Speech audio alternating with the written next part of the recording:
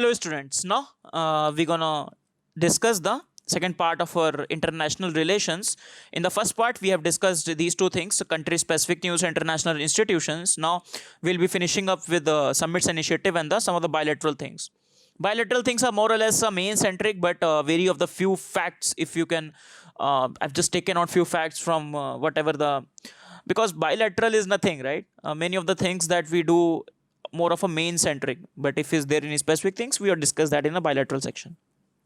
Starting with the summits initiative, first is the Malé declaration. So Malé is the capital of the Maldives. So there session with the parliamentarians happen, right? So it is called the parliamentarian diplomacy. So if you remember why it was famous, because of the Shashi Tharoor reply to the Pakistani contingent who wanted to bring the idea of Kashmir into the this declaration. So ultimately, the declaration unanimously said that the Kashmir is the internal matter of India, and that is why it was in the news. The Shashi Tharoor replied very well to the Pakistani diplomats. So it was fourth. Why this? It was the fourth South Asian Speaker Summit. It is basically organized for the SDGs, for the Sustainable Development Goal. What are their progress, right? With the Secretary General of Inter-Parliamentary Union and the senior lawmakers from these countries: Afghanistan, Bangladesh, Bhutan, India, Pakistan, and Sri Lanka. Right. So this is there. So this Malé declaration is basically it is done for on achieving the SDG goals. So overall, this is the idea, right? Organized by the Inter-Parliamentary Union. And why it was in the news, just to reiterate, because of the Kashmir issue, because that was the background of the removal of the abrogation of Article 370, and many of the India, Pakistan was on the boil also, their countries. Right. So this is Malé declaration. Next is Christchurch call to action. So after the Christchurch terrorist attack happened, this particular initiative has been taken to contain the spread of the extremism online. Right. When we talk about e-terrorism, so this is what we are talking about. Right. So we are talking about the taking extremism online. So this is the location of the Christchurch within the New Zealand. Right. Many of the matches of India are also played in not India. The cricket, there's a playground there, and many of the matches we have witnessed in the Christchurch, right? So coming back to the topic, so it is started by the New Zealand and the France, and India has become a part of it. The idea, and US has declined to join this particular thing. India signs the Christchurch call to action. Okay, so it aims at the stop of the internet by the extremists, because one of the target of the terrorist is to increase the reach of their violent act, and one of the strongest way in the current time is internet, social media, right? And it was attended by the representative of the online giants like Microsoft, Google, Twitter, Facebook, and Amazon's, right? So just remember, initiated by the New Zealand and the France, right? Okay. Next is UNICEF, and they talk about climate change. They say UNICEF talks about children, right? Majorly.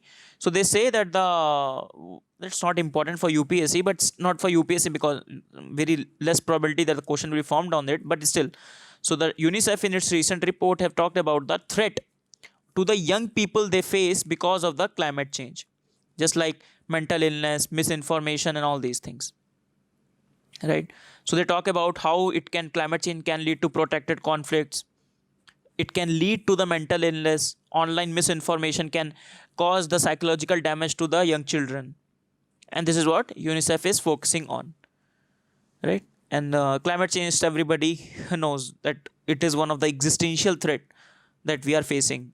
It's a relatively intangible as compared to what currently we are facing as the COVID crisis, but still climate change is a big issue.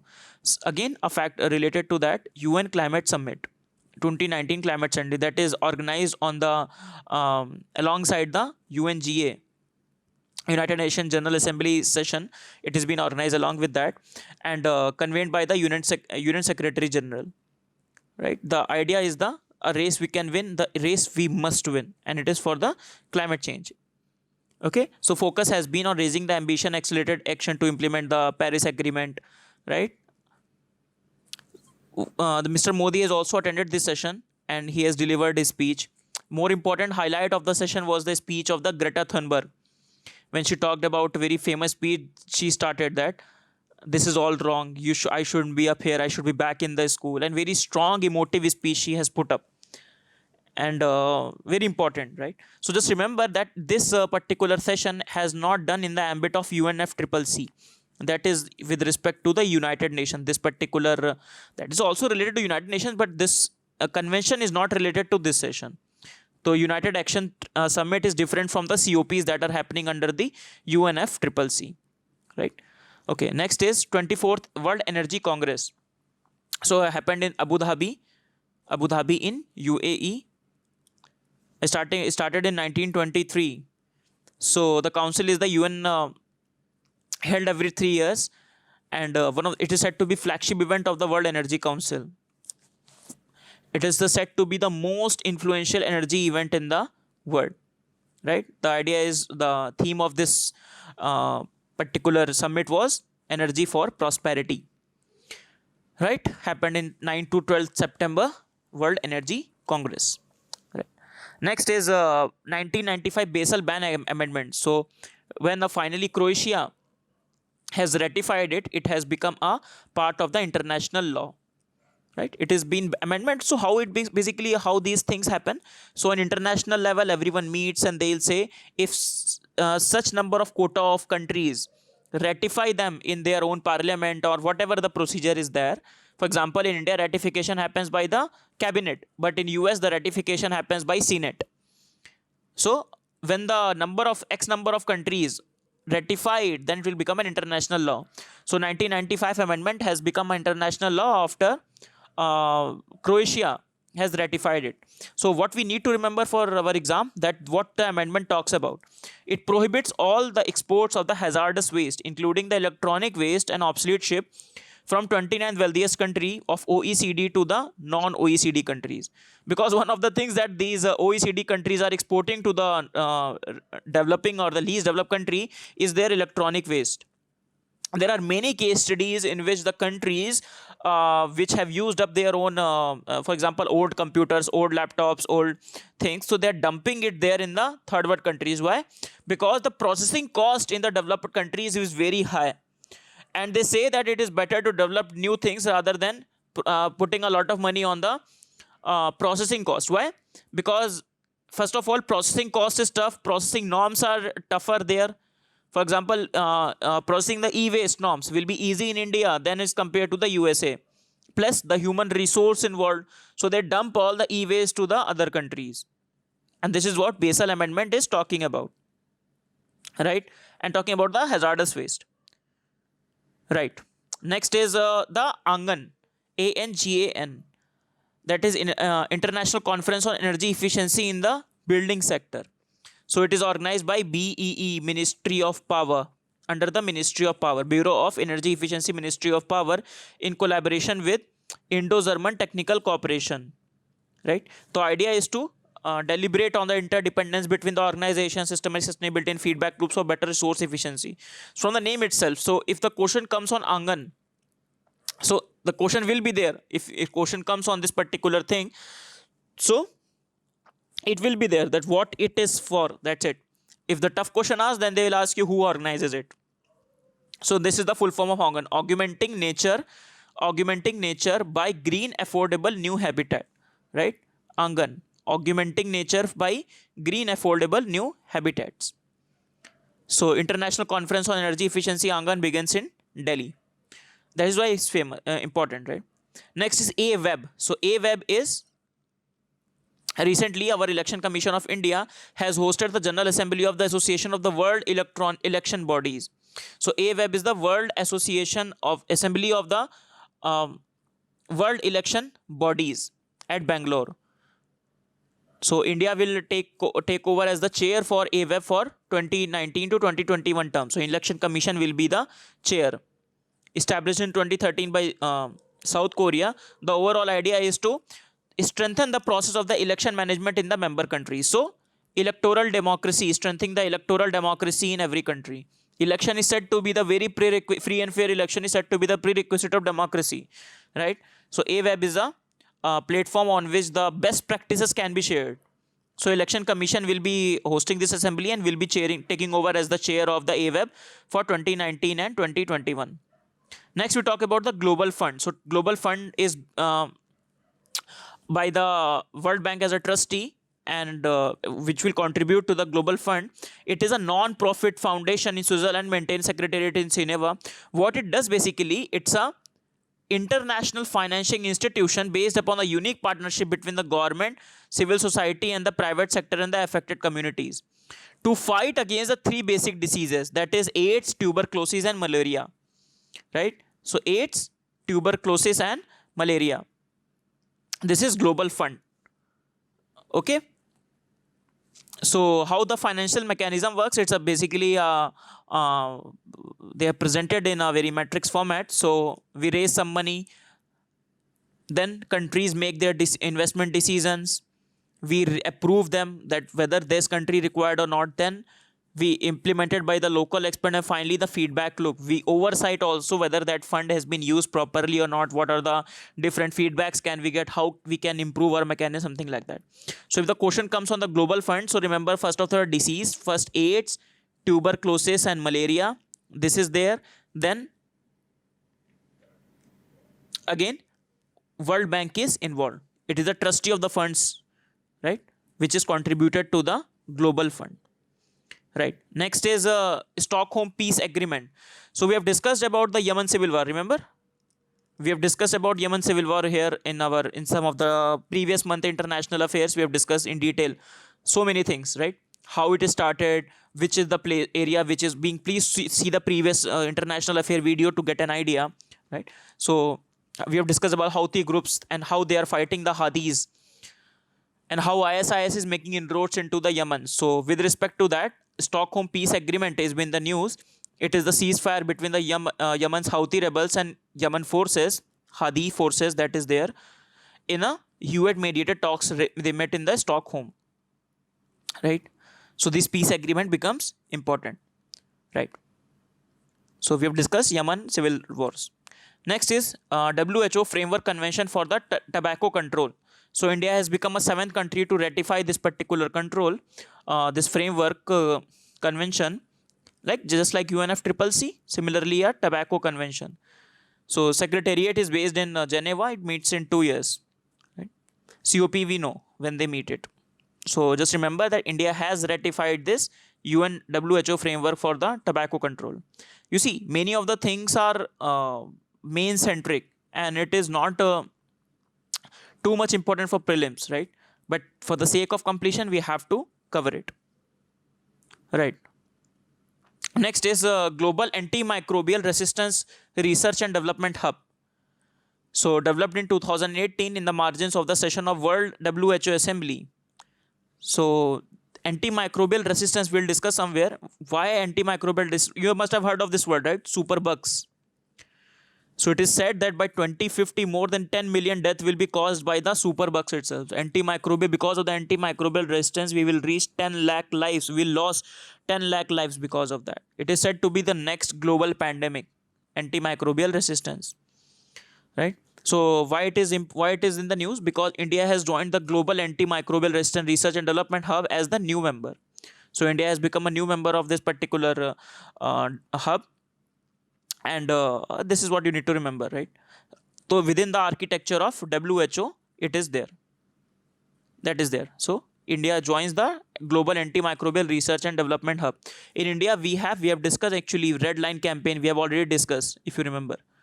So that is there in the Schedule H drugs. The red line is there to indicate that the antimicrobial resistance is this particular medicine is antibiotic. There is one thing, GLASS system of WHO, that is a surveillance system for the AMR. We'll discuss about AMR in detail, okay, in our science and tech discussion somewhere. Right. Next is International Day of Peace. So this particular day is on the 21st September. This year, the theme of the day is Climate Action for Peace. Right. So in 1981, it was adopted. Just like International Day of Yoga is on 21st June, International Day of Peace is this. So they talk about climate action for the peace. So you can use all this information in the essays, essay or ethics, or in environment in GS3. Okay? Chalo. Next is post disaster needs assessment tool. So PDNA tools, post disaster need assessment tool. So from the name itself, what it is, post disaster need assessment. So there will be some tools that will help you to assess the uh, post disaster things, different parameters. We'll discuss that. Different parameters which will help you to discuss one of the impacts of disaster management, how to rehabilitate, and all the different things. It is developed by United Nations Development Group, World Bank, and the European Union. In India, it is being done with the INDM, National Institute of Disaster Management. Okay, the main goal is to assess the full extent of the disaster's impact and define the needs of the recovery that I was discussing. So different arena, for example, infrastructural, in the social, in the microeconomic, GDP, finances, human and social development. So a comprehensive outlook, a comprehensive impact of the disaster on the many of the domains, multi domain aspect, right? Next is last discussion, last topic of for this particular segment, that is initiatives and programs, that is especially designated global terrorist. So from the name itself, it seems like it is a UN designate this, but that is where what we need to remember, it is a US executive order. This is what I want to highlight. So if the question comes, it will be just you to confuse that it is done by UN, it is done by UNSC, these options they will give. But remember, it is done by the USA government and USA Senate, USA Parliament, right? So UN Department of State designate international, some like international white supremacist group, their new ISIS leader. So they designate is as the special designated global terrorist. And if it is under that list, then for example, Masood Azhar was under this list, but it was a US list, not UN list. We have discussed Masood Azhar case, right, in detail, why finally China bowed down to the pressure from US and the diplomacy of the India. Right. So remember, it is by the UN department, UN executive order, right? Not even UN Parliament. It's a UN. I'm just wrong. It's not even UN Parliament, US Parliament. It is UN executive order. So by Donald Trump, he can designate anyone as the special designated global terrorist. So this is done with respect to Summits Initiative. Now we'll see some of the bilateral relationships. Many of the things are very main centric. You won't find many of the facts there, right? Starting from India and Australia. So why they're in the news? Because both the countries are upping their defense strategies, right? So for defense strategy or defense synergy, they are upping their, right? So elevating their strategic relations with both countries. So they are pending, including the long pending agreements such as logistic support agreement, right? Maritime cooperation agreement to elevate the strategic relationship. One of the naval exercise they conduct, that OS-Index exercise they conduct among themselves. For the what is the importance of the logistics? So interoperability. If the Australian Navy is near the Indian shore, so it can take all the advantages of the for example, refueling, resting, any other supplies, so they can take it from the Indian Navy, right? So this is what interoperability implies. Similarly, India, because as India is venturing into the idea of Indo-Pacific, the entering into the domain of South China Sea, so it will require an interoperability from the countries from the Quad. So India and Australia both are the part of the Quad also, apart from the Japan and the USA. Okay, right? So Indian Navy and the Australian Navy are also the partners in the IONS, Indian Ocean Naval Symposium, right? It was organized. We'll discuss NOS very detailed because that is really important. Indian Ocean Naval Symposium. So it's a construct. 2018 Indian Navy has conceptualized it, right? Next is so this is what is there. So India and Australia defense relation towards a common vision for the free, open and prosperous Indo-Pacific. The India vision of Indo-Pacific is what? FOP, free, open and prosperous, right? So next is India-China strategic economic dialogue. So what is there? The meeting has happened in September. So it's a bilateral dialogue platform between the planning bodies of both the countries. For example, India, first it was Planning Commission, now it is Niti Aayog. For China, it is National Development and Reform Commission of the China. So India has recently hosted the 6th India-China Strategic Economic Dialogue. So there are some things, some historical things with respect to economic relationship between India and China. For example, in 1984, they have entered into trade agreement. They have given each other a MFN status. Then in 1992, they have developed full-fledged bilateral trade relation and double taxation in 1990. Don't have to remember all this, right? Just because for the sake of covering, we have to cover that. So today, obviously, China is India's biggest trade partner, right? But we are not FTA partners. Free trade agreement is not there between India and China. In fact, one of the problems of India going out of the RCEP was with respect to the Chinese surge of imports into exports, Chinese exports into India, right? So that is India China. So that was there in September. The sixth India China strategic economic dialogue was concluded. Right. Many of the things from what you need to remember, if the UPSC question asks questions, so it just will be with what are the participating bodies. So it is not the finance ministry of both the sides, but all the other planning bodies, Niti Aayog and the Chinese counterpart. Next is India ASEAN economic and trade relations. So we have discussed that on some front, but so in 1992, India China became a sectoral dialogue, full partner in 1995. India became the part of the ASEAN Regional Forum in 1996. In 2003, we became part of the CECA, that is Comprehensive Economic Cooperation Agreement. In 2009, we have signed a goods agreement. In 2015, we have signed the FTA in service. FTA in service we have signed. India and ASEAN, sorry. So it was in the news that bilateral trade can cross up to 300 billion by 2025, sorry. And this is there. Next is Article 35 and Article 51. So these two articles was in news because Amit Shah in one of the election rally has says that if Mr. Nehru has raised the complaint, the issue of Kashmir in the Article 51 of the United Nations Charter instead of the Article 35, the situation would have been different, right? Situation would have been different if Nehru would have raised the Kashmir issue under Article 35, under Article 51, instead of Article 35. So, Mr. India has raised the Kashmir issue in United Nations under Article 35 in 1948, right? So, Article 35 of 51, what does this say? So, Article 35 says that Article 35 says that, just one second. Yes, so Article 35 says that any member of the United Nations may take the dispute to the Security Council or the General Assembly if the parties are not able to resolve the matter through negotiations between them, right? So, India has taken this particular, according to Amit Shah, this says that India has taken Article 35. However, when India has taken the matter, that's a fact check. Now, what is exactly there? When India has taken the matter under Article 35, the Pakistan has accused India of genocides on Muslim. They talked about the Junagadh issue, right? Finally, United Nations has taken up the issue of Kashmir under Article 34. Not Article 35, not Article 51. They have taken up the issue of Kashmir under Article 34. Article 51, what it say? What Amit Shah says that if would have been raised under Article 51, then would have been better. So it says that United Nations member has the inherent right of the individual or collective self-defense if attacked, till such time that UNSC, United Nations Security Council, has taken the measure necessary to maintain the international peace and security.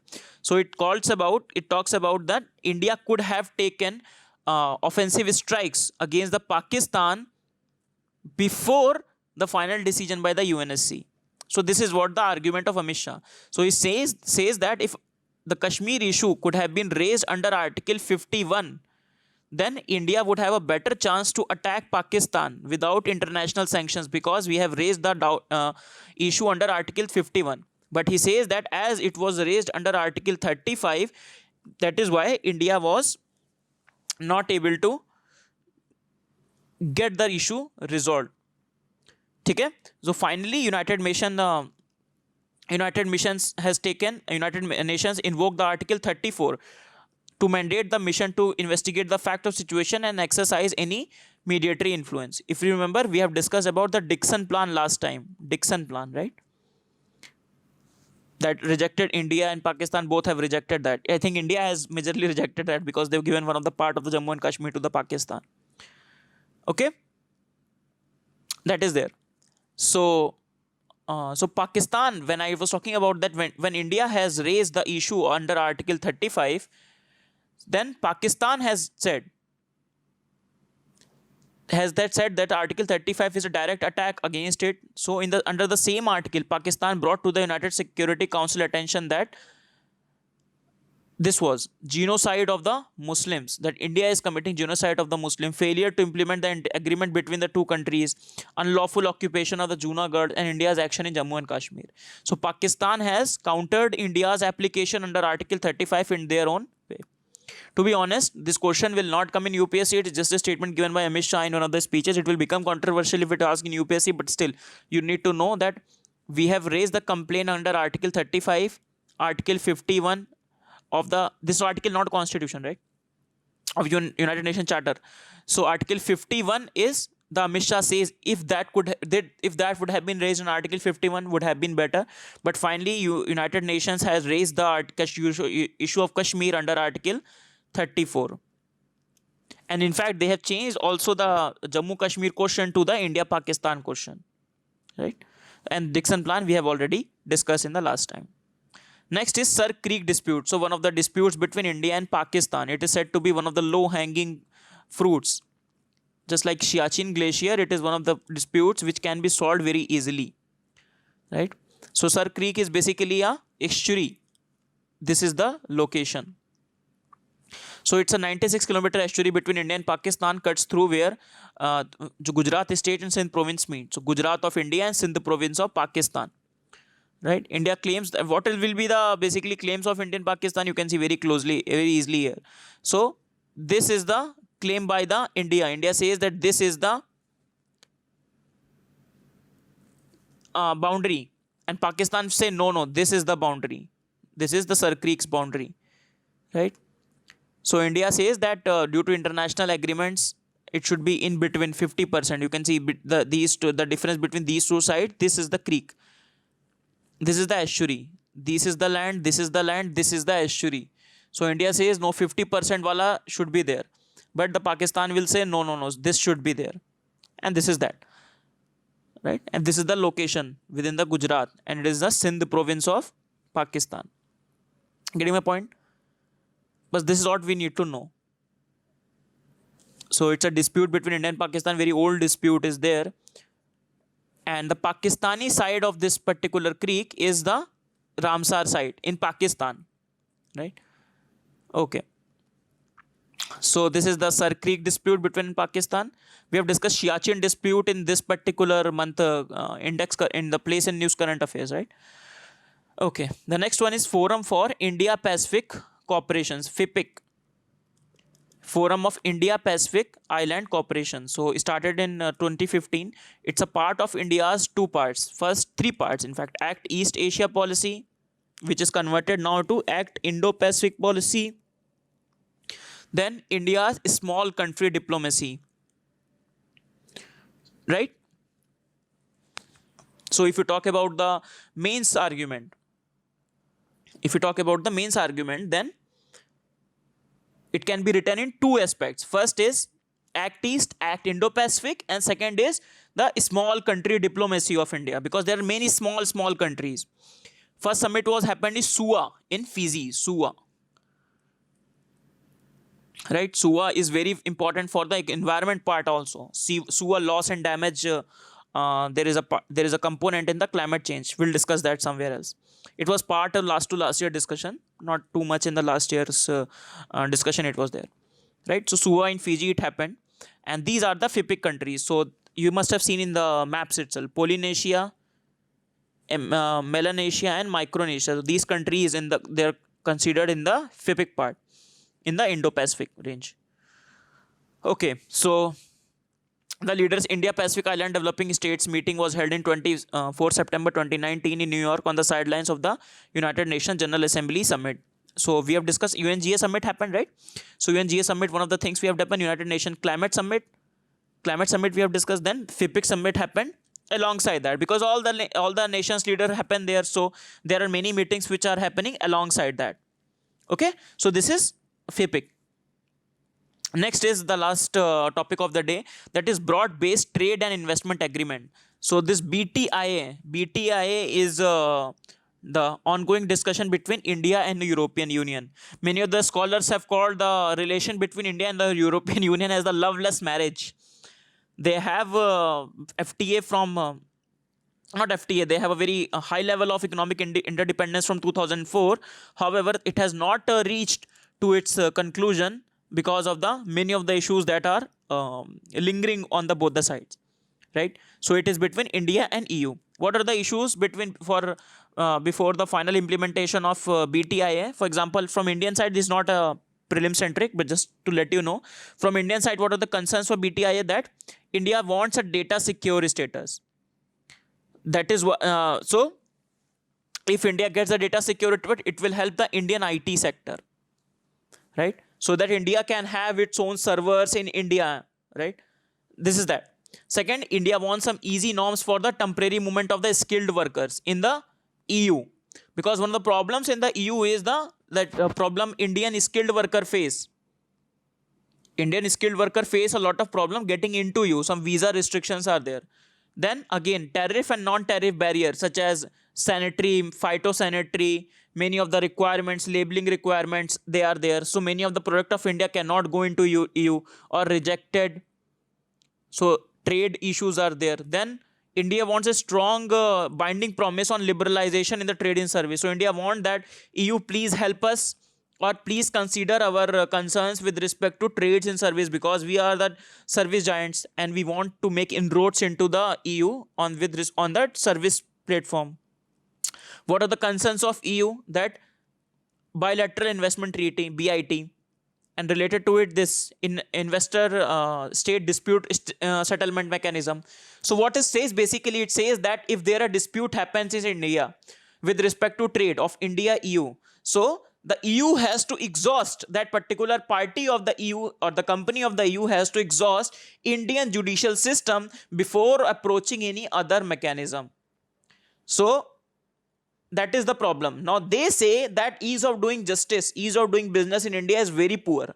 Judiciary is a lot of backlog, and that creates a problem for the trade disputes. India says no, it is a part of our sovereignty. If the act happen in India, you have to take recourse to the Indian judiciary. You cannot take away our right to jurisdiction, our right of jurisdiction. Secondly,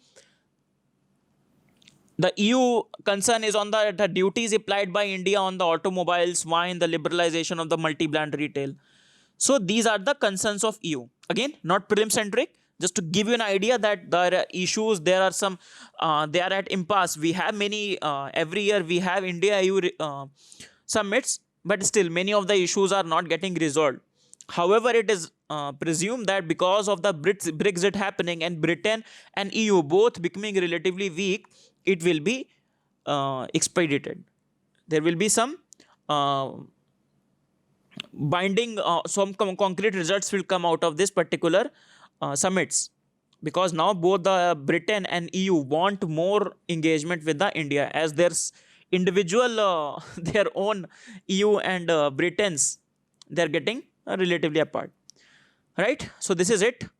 There was a question asked in 2017 CSE that broad-based trade and investment agreement is sometimes seen in the news in the context of a negotiation between India and, you see, very easy question, European Union. So this is what I was trying to tell you, that if the question will ask on the prelims basis, it is very easy. It will be on the really shallow basis. That is why you have to cover a lot of horizontal basis in a very structured format. In this line only, when you'll see the defense video coming very shortly on the YouTube, you'll see in the missiles I have covered in a very structured and very in a very structured format, because this is just what you need. Anything more than that you will not be able to remember, because a lot of things have to be remembered, right? So with this we end our session, and we have finished the international relation of September month. We will start the next session of economy in the very nearby time. We'll try to finish our current affair before we have decided the date that before 10th of May, we'll try to finish all of our current affairs till March month, and we'll see if the exam extends, then we'll try to cover the April. We will cover the April month as well if it extends. Otherwise, we will try to cover everything within the March. Many things of April also cover in March.